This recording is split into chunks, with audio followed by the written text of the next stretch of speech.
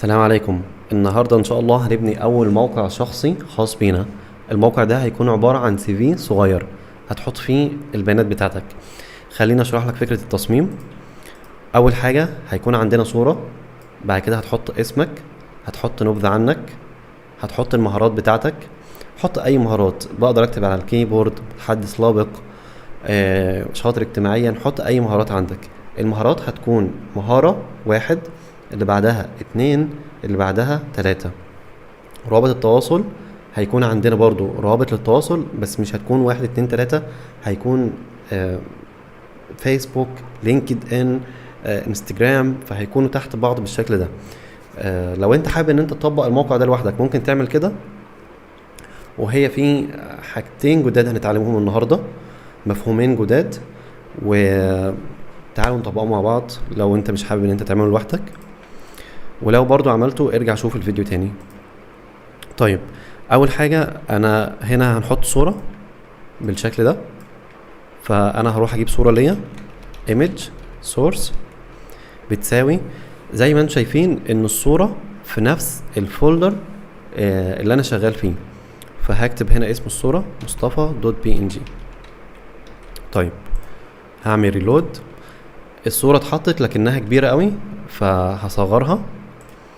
خلينا نقول ان احنا بالاتريبيوت بتاع الويتس والهايت هنديلها مثلا ويتس وليكن 300 مثلا، وبعد كده الهايت برضو ممكن 300. رينوت حلو قوي كده. احنا حطينا الصورة اللي هي هنا، اللي هي اول حاجة. بعد كده محتاج احط اسمي، فهعمل H1 في اسمي مصطفى محمد بالشكل ده. كده حطيت اسمي كويس جدا. خلونا هنا نظبط حاجة صغيرة، بما اننا هنشتغل عربي، يعني انا ماشي عربي يمكن يكون اسهل في الشرح، لكن ان شاء الله هنعمل مواقع انجليزي، وهنعمل مواقع متعددة اللغات بتشتغل الاتنين. خلونا هنا نحول الموقع، خلاص ادام هنشتغل عربي، احنا بنشتغل عربي، هنحوله RTL right to left. الكلام ده شرحناه قبل كده بالشكل ده. طيب نبذة عني، انا خلاص حطيت heading 1 عنوان. نبذة عني بقى هحط باراجراف.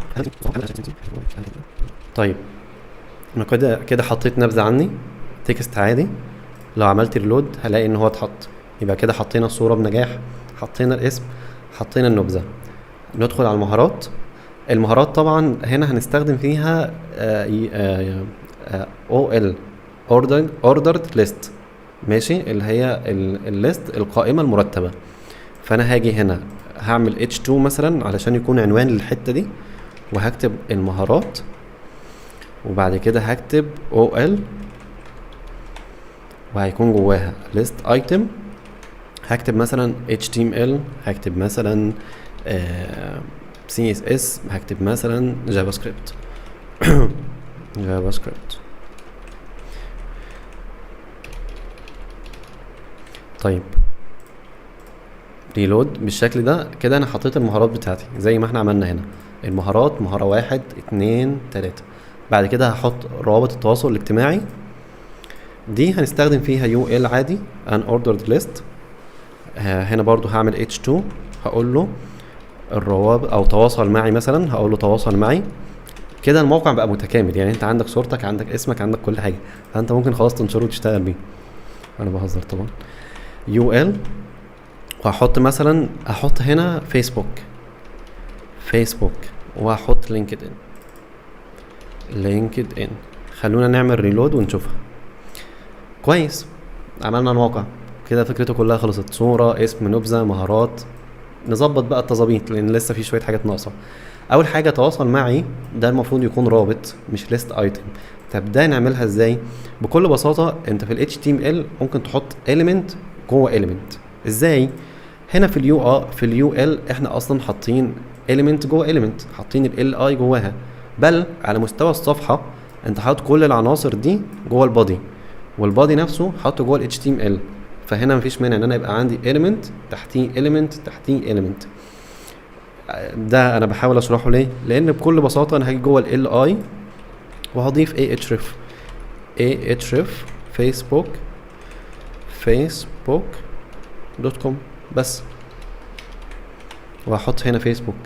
نفس الكلام مع لينكد ان، ايه href linkedin.com لينكد ان ريلود بالشكل ده. خلاص بقى عندي فيسبوك. طبعا هو رابط غلط، هو رابط كده محطوط غلط، المفروض ان الرابط يتحط ك HTTPS كده علشان يفهم ان هو رابط خارجي. هنا كمان لينكد ان بالشكل ده. لو عملت ريلود رحت عند لينكد ان فتح لينكد ان عادي جدا. يبقى احنا كده حطينا الصورة وعملنا الموقع كامل. باقي كام حاجة حابب ان انا اتكلم فيهم. الاولى ازاي نجيب الحاجات دي في النص. احنا عايزين نجيبهم في النص كده شكلهم مش حلو. حاجة من الحاجات اللي موجودة عندنا element من الاليمنتس المهمة اللي موجودة عندنا، ممكن يكون زي كونتينر نحط جوه الاليمنتس بتاعتنا بحيث ان احنا نعمل لهم كلهم حاجة مع بعض. هنفهم الكلام ده اكتر في السي اس اس، لكن دلوقتي بكل بساطة زي ما احنا حاطين العناصر دي جوه البادي، انا هاخدهم واحطهم جوه element اسمه div. الديف ده بيبقى متكون من مجموعة من العناصر. الهدف من الديف ان هو يكون زي كونتينر. احنا عندنا element بنكتب فيه نص، element بنحط فيه صورة، لكن الديف ده بيبقى زي كونتينر للعناصر اللي عندي. هنفهم الكلام ده برضو بشكل افضل لما نطبق المثال اللي انا عايزه. انا خدت كل العناصر اللي عندي وحطيتهم جوه ديف بالشكل ده. طيب الديف عمل ايه؟ ولا اي حاجة، ما عملش اي حاجة. محتاجين بقى هنا ان احنا نستخدم اتريبيوت جديد اسمه align center. انا عايز الكلام ده يجي في النص، فازاي هقول له تعالى في النص؟ هاجي هنا عند الديف هقول له بكل بساطه اعمل لي محاذاه align center. خلونا كده نشوف كده الموقع رايح في النص. طبعا الكلام ده بيتعمل بالسي اس اس بشكل افضل. احنا لسه بنعمل حاجات بيزكس على قد المعرفه اللي عندنا، لكن الموقع كده جه في النص بقى شكله احسن. حاجه من الحاجات اللي هختم بيها الفيديو، لو الصورة عندي، لو انا كتبت اسم الصورة غلط مستفز مثلا، او ان الصورة مش موجودة، اتمسحت مثلا من المكان اللي انا فيه والناس دخلت لقيت الصورة مش موجودة، ايه هنا خلينا نقول الحل اللي انا اقدر اعمله، الحل المؤقت اللي انا اقدر اعمله بكل بساطة. عندنا في الايمج اتريبيوت بيعمل حاجة معينة، نقول له لو الصورة ما حملتش اظهر للناس حاجة معينة. فانا هاجي هقول له هنا اتريبيوت اسمه alt، هقول له مثلا لو عملت هنا ريلود ادام الصوره ما جمعتش هيظهر الكلام اللي انت هتكتبه في الالت there is a young people with a shirt مثلا. فدي كانت فكره مهمه كنت حابب اتكلم فيها، فكره الالت. لو مسحنا هترجع الصوره زي ما كانت. احنا كده بنينا الموقع بتاعنا، اول موقع نعمله في حياتنا. فيا رب تكون مبسوط بالانجاز ده. انت بدات في ال HTML وانت ما تعرفش اي حاجه، لكن دلوقتي بقى عندك معرفه تاهلك ان انت تبني حاجه صغيره. الحاجات الكبيره بتتبني عن طريق ان انت بتعرف حاجات كتيره صغيره وبتوظف الحاجات الصغيره دي بشكل كويس.